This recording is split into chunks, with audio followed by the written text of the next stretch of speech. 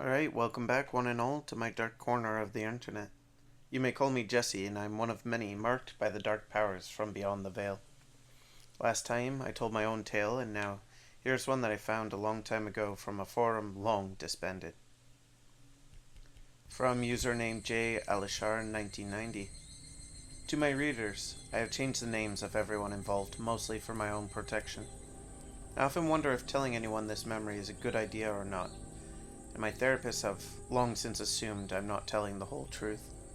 The truth is I've actually told this story already many times to the police, to my parents, to my friends, to counselors, to my best friend's parents. None of them believe me. Can't really blame them now, though at the time, their refusal to take me seriously just pissed me off. Spent most of my teens in a very angry mood over it, but I think you, readers, you might believe me. Tell me, readers, are you afraid of the dark? What do you see whenever you close your eyes? Most of my waking moments and all of my sleeping moments are filled with these memories. I've been to every kind of therapy and read every self-help book I can find, but not a day goes by where I don't think about it. It was 1994 and I was 8, though I proudly told people that I was 8.5. I had a best friend, Frank, and no, that's not his real name. And we hung out constantly. We were in the same class at school. I think that's how most kids that age make friends and meet each other. They just something about being shoved into a glorified box for 8 hours a day.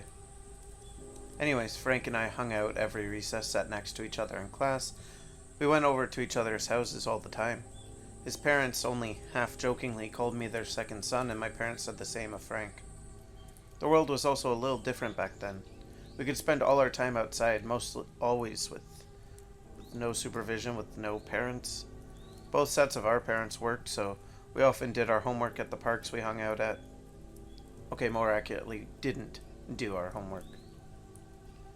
We played at the parks, usually tag or grounders, hide and seek. Sometimes with just each other, and sometimes with other kids from the neighborhood. One of our all-time favorite things to do, especially with the other kids, was dare each other to go into a dark alleyway or the nearby forest until the others could no longer see you. It was like a test of bravery, or rather a chance to call whoever couldn't make it as far as you a chicken. Yes, it was immature, but we were 8 and thought it was the greatest thing ever. Besides, deep down, but despite all our fears and our brave posturing, we always did it in the evening sunset, so there was never a chance of getting lost or any true test of courage. Not really. Till the day that thing took Frank, the worst that had ever happened to us was once an alley cat had jumped out of a trash can and started us all into running, thinking it was some adult coming to yell at us. We laughed so hard that day, having felt actual fear for the first time from this game. Then we went home and had dinner at Frank's house, and life went on. I'm rambling a bit, sorry, I just really need you to know the context of what happened all those years ago. There's a few more characters to this tale that you should know about, and yes, I've changed their names again. That night, the one everything changed on, there was 5 of us. Me and Frank, of course, as well as Gary and Tucker, 2 of our regular friends who played the Brave game with us all the time. That's what we called it, the Brave game. Patting ourselves on the back for nothing, really. And finally, there was Sam. Sam was a girl in our class, one who had played with us at the park a couple of times, and one who Frank had a huge crush on. Not that he'd ever admit it, of course. Honestly, most of the time he was kinda mean to her, in the way that adults used to say, if a boy is mean to you, it means he likes you. A shitty excuse if you ask me, but at the time we all just went along with it. Anyway, Sam was there that day. We'd been playing grounders for probably 2 or 3 hours now. I still remember the sound of the cicadas whine as the hot summer heat hit us even as the sun went down. I don't quite remember who came up with the idea, Gary and Tucker or Sam, but the 3 of them came up to us and said that we should play the Brave game after the sun had fully set. It was summertime and we were allowed to stay out till 9:30 or so those nights, usually long after the sun had set. Truth be told, I think it was our parents' way of keeping us out of the house and out of their hair as long as possible, but since the summer had started, we'd been playing the Brave game a little later and a little later, the world growing just a little darker each time we played. We'd never played all the way after sunset, however, and it was an almost unspoken rule. It was like once darkness hit, we all understood that we had to see each other at all times. We'd never outright stated that, but no one had ever wanted to play the brave game after dark. So both Frank and I looked at each other and said no. We'd never played after dark before, why start now? Tucker and Gary just looked at us, looked at each other, shrugged, seeming to accept it, but then Sam interrupted. I still remember what happened next, even if I don't remember her exact words. She said something along the lines of wanting to see who was really the bravest here, that she could outdo anyone in this game, that she wasn't afraid of the dark. Well, as an 8-year-old kid, any implication that you're afraid of the dark, well, that was tantamount to a challenge in and of itself. And no group of boys was going to be outdone by a girl. Yes, I know nowadays that's a toxic way of looking at it, but back then it was normal. And our little group of boys was most definitely not going to turn that challenge down. Especially Frank. In the way that only kids can come up with, he got it into his head that if he proved himself the bravest of us all, Sam would like him best. Of course he would, right? He'd be the bravest after all, and everyone knows that the brave knight gets the girl. He'd said that to me too, though he swore me to secrecy 3 times first.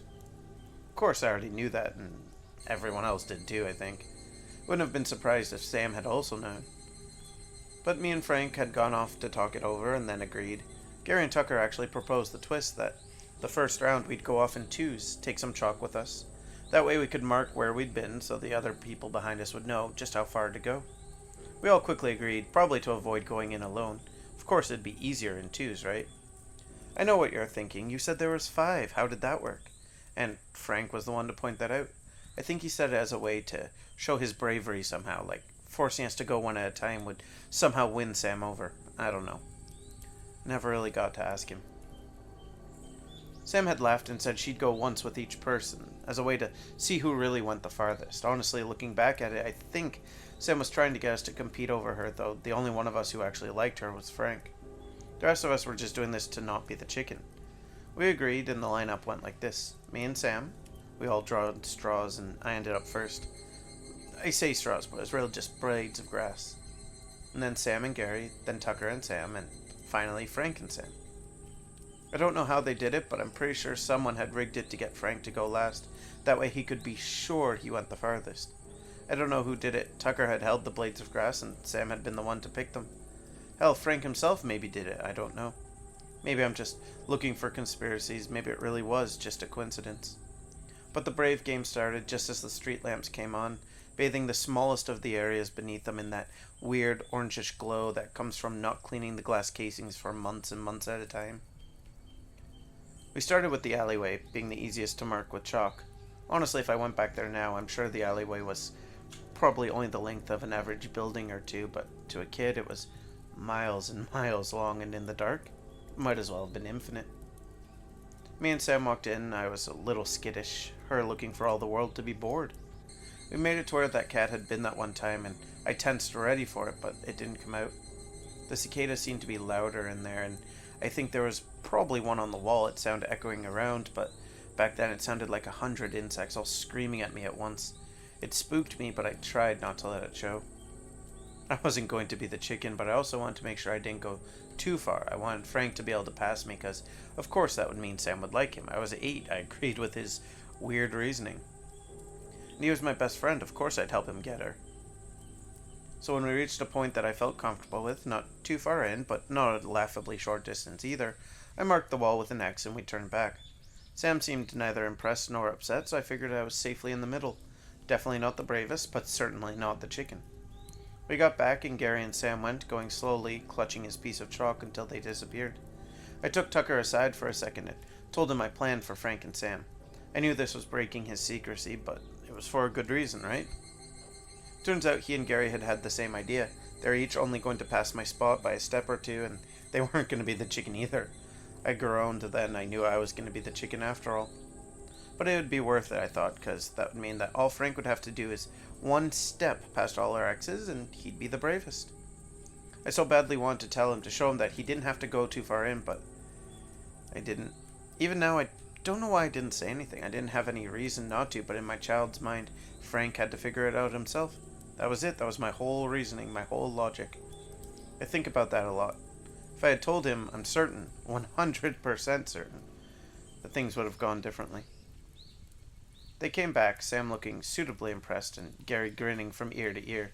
I made it past you, he laughed, and when Frank had looked away for a moment, he winked, letting me know he'd stuck to the plan, though I don't know how he knew I was in on it. Then Tucker went, and me, Gary, and Frank stood in silence. They returned, Sam back to looking bored, Tucker just shrugging. Then Frank and Sam went. And we waited, and waited, and waited. Me and Gary and Tucker looked at each other with a frown, and we'd all just started toward the alley when they both returned.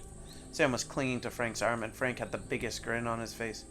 We made it to the end, he called out proudly.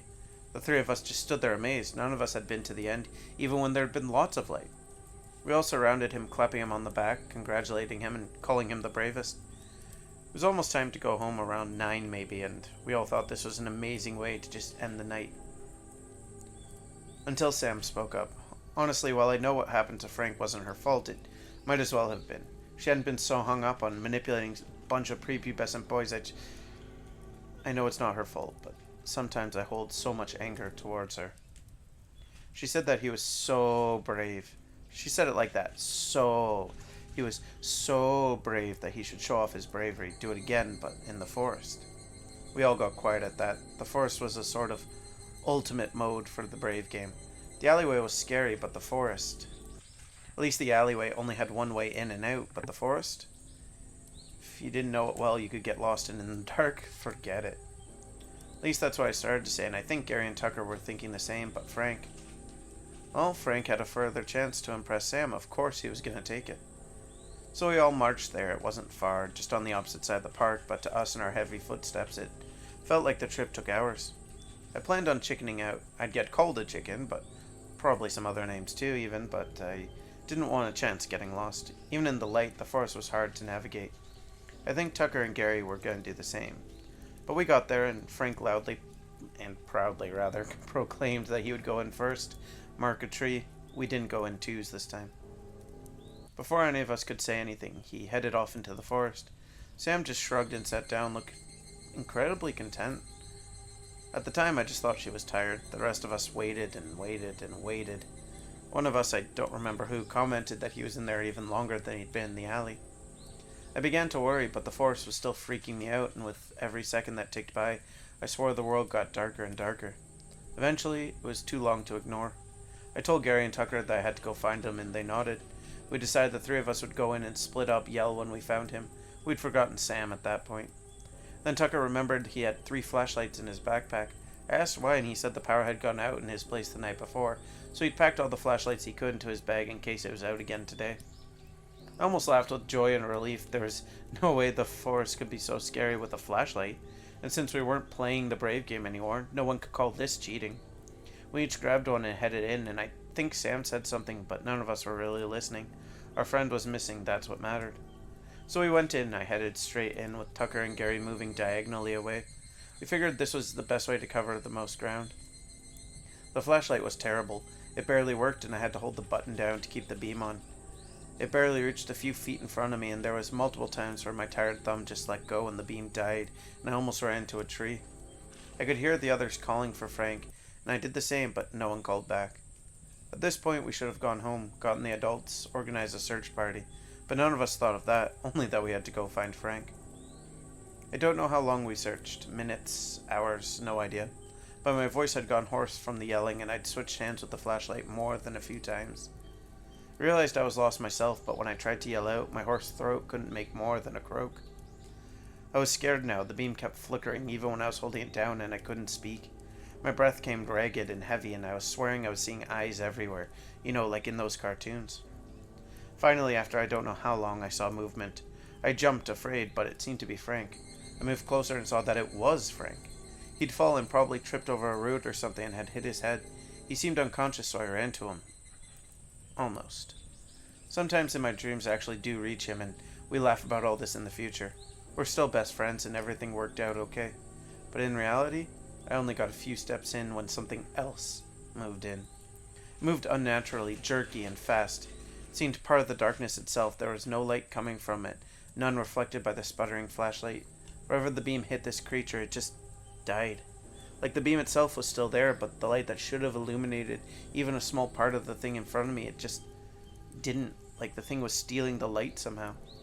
Swooped in, covering Frank. I screamed. I don't know how, what with my raspy throat, but scream I did. Then the thing... I need you to understand something. My flashlight died at the same moment I screamed, but somehow I could still see the thing in front of me. Sort of. It was darker than the darkness around me, as if blacker than the night itself, and it turned to me.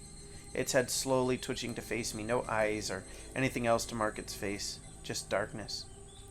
And it slowly, on shaking legs like a marionette, crawled towards me. Just then Tucker and Gary called to me with their lights cut through to see us. The creature spun back around and jumped into the shadows of the deep woods. I could see it still, the moving darkness in the dark. Frank was gone, taken by that thing, with only his bag on the ground. Tucker and Gary came up to me and helped me up, as I'd fallen without even knowing. I was babbling and told them what happened, but they didn't believe me. I'm not sure I believed me at that moment. We went and grabbed his bag and headed out, me pale and trembling, the other two worried about me and, of course, about Frank. We went to Frank's parents' house and told them what had happened, me still babbling about it. Sam had long since disappeared when we left the forest. The next day, the teacher announced that she'd been transferred to another school, and we never saw her again. Frank's parents and mine called the police and set up a search party all night and well into the day. They'd found some garbage and leftover camping supplies, so the theory became that Frank had stumbled upon some illegal campers or maybe drug traffickers and had gotten kidnapped for his trouble. The therapist I got sent to thought my story was my mind coming up with ways to cope with what I'd seen, namely that I must have seen the kidnapping, but my scream had scared them off, especially when other voices could be heard. But I know the truth. I know the darkness took him. Some creature that lives in shadow and steals light. A thing that just doesn't move naturally. It's been almost 15 years, and I still sleep with a nightlight and refuse to go into any forest, day or night. My dreams are filled with that creature and its eyeless gaze. I know. It's been so many years, I should be over it. And while my life is mostly normal now, I don't think I'll ever be fully past it. Or the fact that, every so often, a dark, trembling shape walks into my backyard. Back home, back when I moved across the country, even when I had an apartment, it was there on the balcony. Even now, married with two young kids, both young boys, I don't let them out at night. Sunset hits, they're in the house no matter what. They hate me for it sometimes, but I know my wife has seen it. She never talks about it, but she looks out at our backyard at night, her face pale and tight, her eyes following that thing with no eyes to look back with.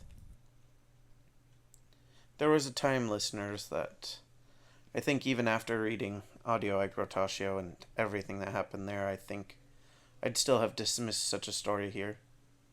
A thing in the dark with no eyes that moves and trembles. It sounds like something you'd see in somebody's creepypasta. But now I wholeheartedly believe it. A thing in the dark of night. Isn't that just the most classic of all monsters, of all spooky stories? Something that simply defies description, that is just so foreign to our human consciousness that all we can think of is the dark. The source of so many stories, so many monsters and creatures, so many sagas, so old and those yet to be told. Anyways, thanks for listening, Dark Wanderers and not. I hope that this has made a believer of some of you. Tune in next time and let's cross that veil together.